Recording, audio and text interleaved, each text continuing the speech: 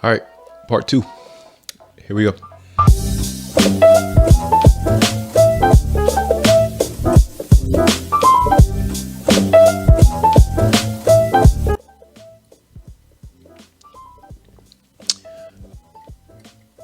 Yeah, I'm drinking out of one of my wife's mugs. So what? All right, so part 2. Really quick, if you haven't seen part 1 about my thoughts on the X Macro, you can go ahead and watch that right here. That will go ahead and tie everything in a little bit better for you.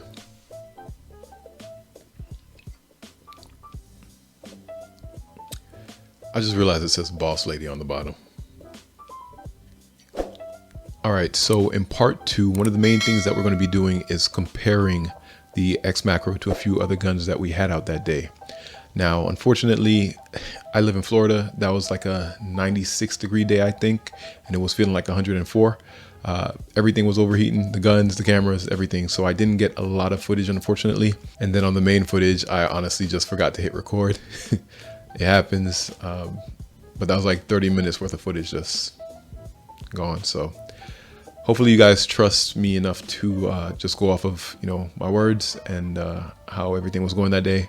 So let's just go ahead and get into the comparison.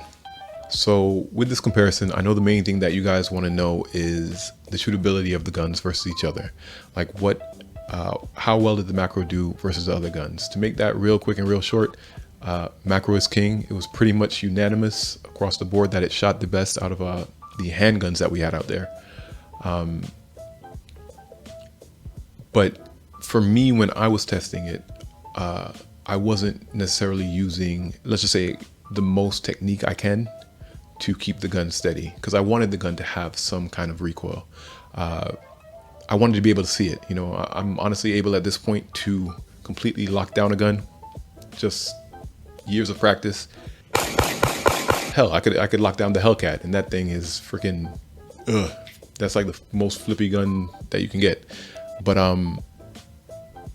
I wanted there to be, I wanted you guys to be able to see, some recoil and be able to tell the difference in the recoil between the guns. Now, obviously, it's hard for me to do that, to maintain the same exact grip on all the guns across the board. And I'm sure there's more scientific ways to do this.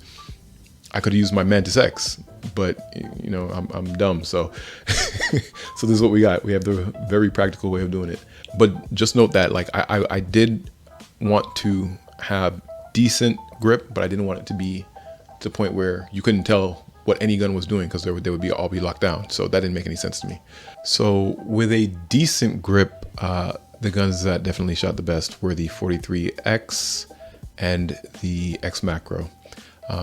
The entire line of guns that we had the Sig P365, the SAS version, so the low sights version.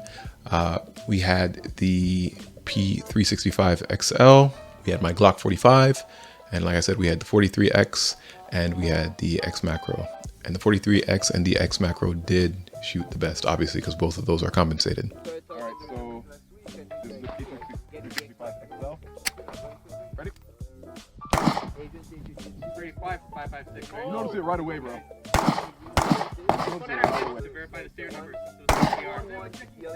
Yeah. So there's a big difference between the SAS and the XL. You notice it. That's the thing about jiu-jitsu.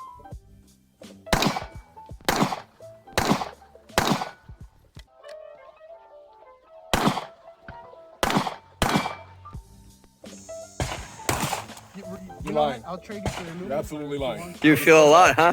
Yes. This is definitely doing something. You're crazy, bro. Just accidentally slashed like Adrian Thur or something. Bro! No way in hell. Bro.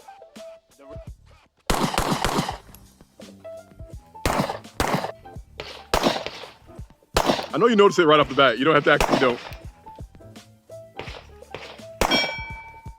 Yeah, that's really, really nice.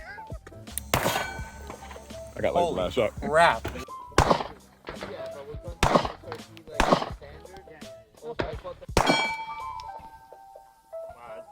I'm telling you, that's insanity out of that gun. But I'm looking at it, it's coming back down, like.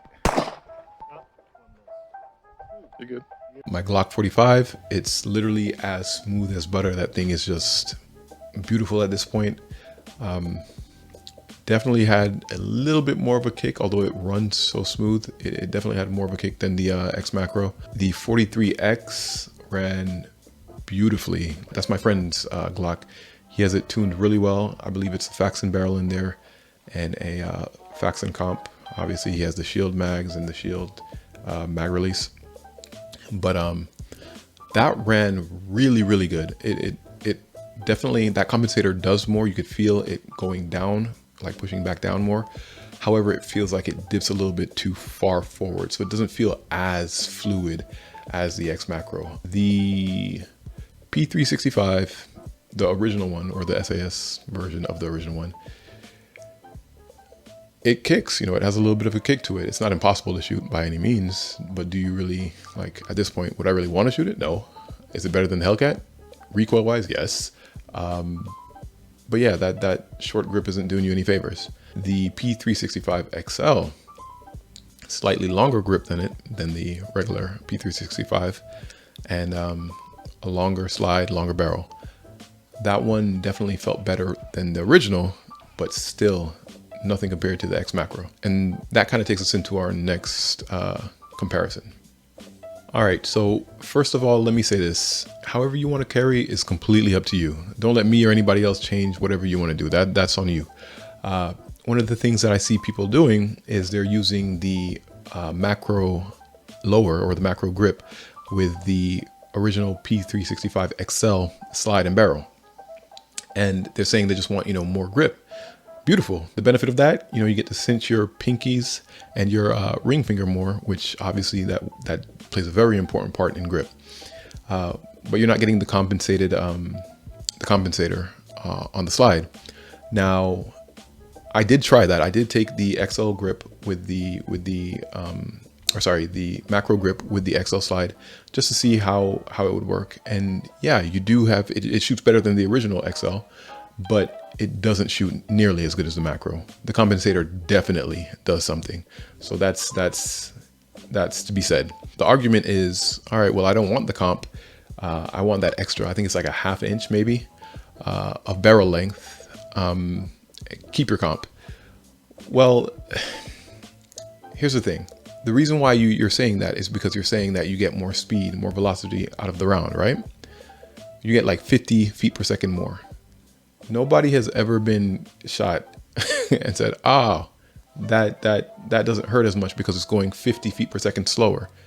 You know, especially in a carry situation where most things are going to happen within 7 to 10 yards. Like, the other way I see people trying to mix and match these guns is to use the macro slide with the XL's frame or the original P365's frame for the sake of wanting to conceal better. So they're saving that extra, I think it's less than ½ inch or every single time.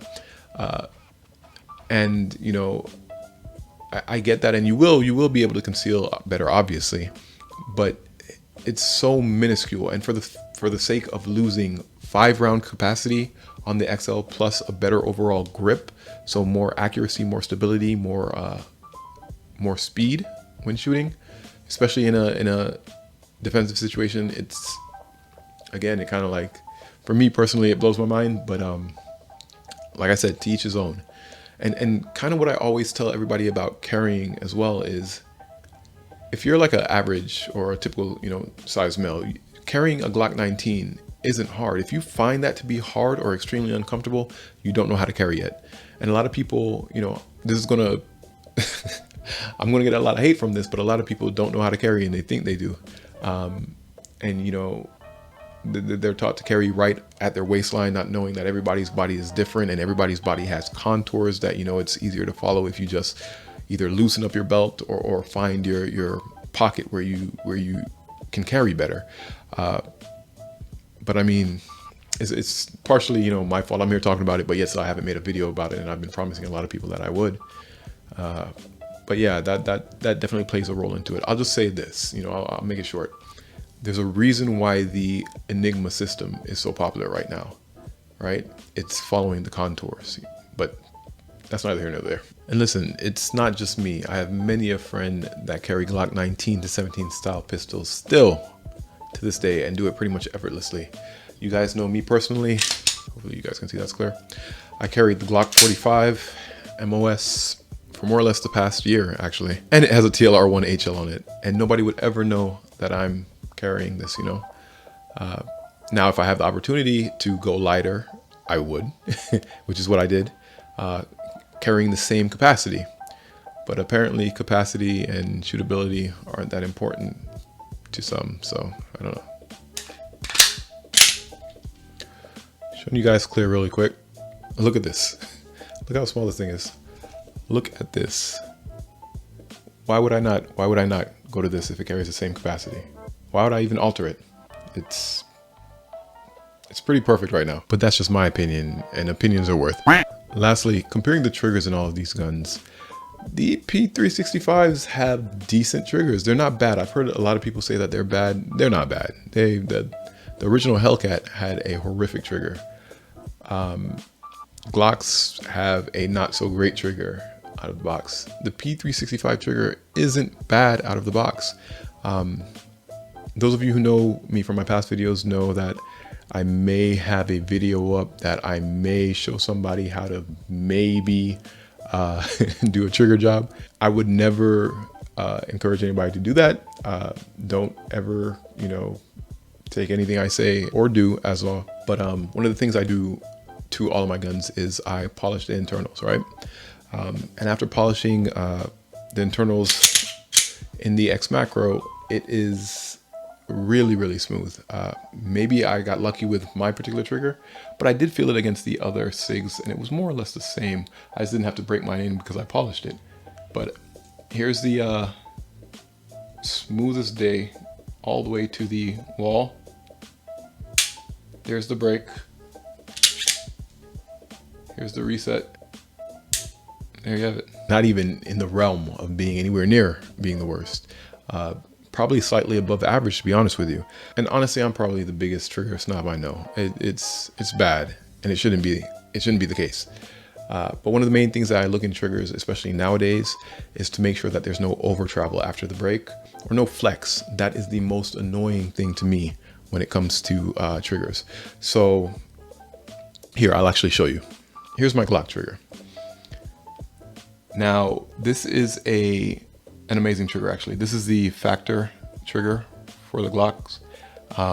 But if you notice right here, it's down right now, it's clear. But you notice there's that flex that it has. And that's just due to the way that Glocks are built, unfortunately. The internals, that's one of the downsides to them. Can you get that out with some triggers? Yes, but majority of the triggers are always going to have that flex. Certain guns don't have it at all, like the Walthers. But with the Sig now, when you have it at the back, you can pull as hard as you want. It's done. There's no extra flex, there's no extra travel. So it's not a big deal, it just makes it feel more quality. It's something that I like to feel in my triggers. The one thing that really is important, and a lot of people will tell you this when it comes to triggers, is the reset. Like, we can be snobby about how smooth it is, how blah, blah, blah, how, you know, crisp it is, how where it breaks and all that good stuff. But the main thing is just understanding your particular trigger's reset. That way you can ride it. The faster you can learn it, the faster you can ride it, the faster you can be at obviously shooting the gun. Anything else is kind of like icing on the top of the cake, I'll be honest with you. So as much of a trigger snob as I am, when the gun goes boom, you're not thinking about, ooh, you know, this is so smooth. That's not what we're thinking, right? Let's be honest. So I stand by it. I think out of the box, the P365s have really decent triggers. As far as the weight on the trigger, I'll actually give you guys a trigger pull. Let's just go ahead and do that.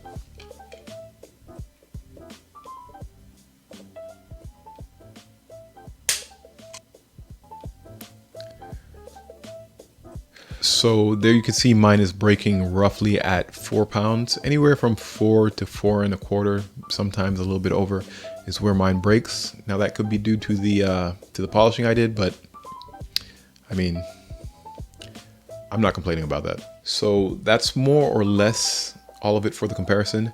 Now, as far as things that I may be doing to my xmacro, I mean, there's not a lot. The whole reason why I bought it was because I wanted something that was that good out of the box, you know, and it proved to be that good out of the box. for a carry gun, rarely do I really ever want to change anything for legal reasons. I don't really want to modify too much. I may do a different trigger shoe, but aside from that, that's pretty much it. It always kind of like,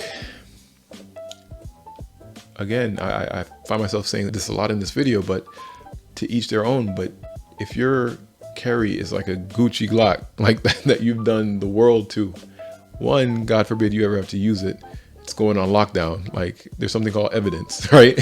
You're probably not getting it back for a while. And two, it's like, it's a harder, I'm not going to tell you how your case, God forbid you ever have to use your firearm, is going to go, but there's a chance that it would be a harder case, knowing that you've modified your firearm that much, you know? So I always tell people, if it's your carry gun, keep it simple. I try to keep mine as simple as possible. And yeah, for me, it's pretty much it. It came good to go with everything. The fact that it has that comp, that it has that grip for that capacity, that it shoots as well as it does, that it has the optics cut, that it has the flat face trigger, that it has the light rail, the 1913, that it's as small as it is, it's a steal, man. And I try to tell people, as far as pricing wise, what it would cost to have something like that. A good example is my friend's Glock 43X that we were talking about. With all those upgrades, it's like $500 plus worth of upgrades on top of the cost of the gun itself. So you're well over $1,000. He admits that, you know. So if you can get this for $800 right now, but hey, what do I know? Anyway, that's it for the video, guys. Enjoy, take care. If you guys have any questions whatsoever, please feel free to ask me in the description below. I will try to stay as in tune with this video for a while at least. And if you haven't already, make sure you like, you comment, you subscribe. Help me out. I'll try to help you guys out. And I'll see you guys in the next one. Later.